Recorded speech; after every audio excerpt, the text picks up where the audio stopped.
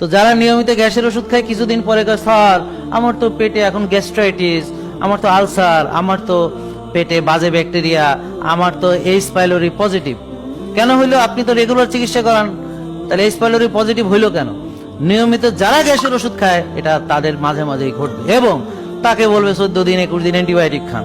তো এক কোর্স খাবে, কয়েক মাস পরে আবার তার দেখা দিবে একই সমস্যা, তারপর আবার অ্যান্টিবায়োটিক খাবে। এইভাবে অ্যান্টিবায়োটিক খেতে খেতে খেতে খেতে তার আরো অবস্থা খারাপ হবে, এবং এভাবে সে ধীরে ধীরে দুর্বল হবে, তার ইমিউন সিস্টেম নষ্ট হবে। আর অ্যান্টিবায়োটিক কি করে? অ্যান্টিবায়োটিক শুধু খারাপ ব্যাকটেরিয়াকে মারে না, সবাইকে মেরে ফেলে।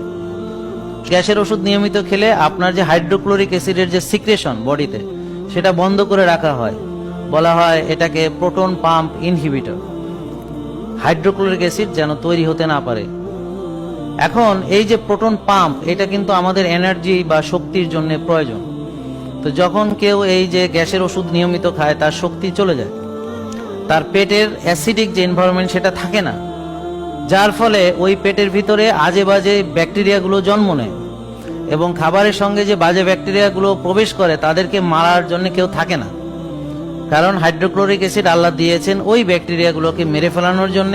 এই যে হজমের যে প্রক্রিয়া, টোটাল প্রক্রিয়া, এটা কে বানিয়েছেন? যিনি বানিয়েছেন তিনি হাইড্রোক্লোরিক অ্যাসিড দিয়েছেন, কাজের জন্য দিয়েছেন, আকামের দিয়ে নেই। এখন আপনি অতি বুদ্ধিমান, এই যে হাইড্রোক্লোরিক অ্যাসিড বন্ধ করে রাখলেন চিকিৎসার নামে।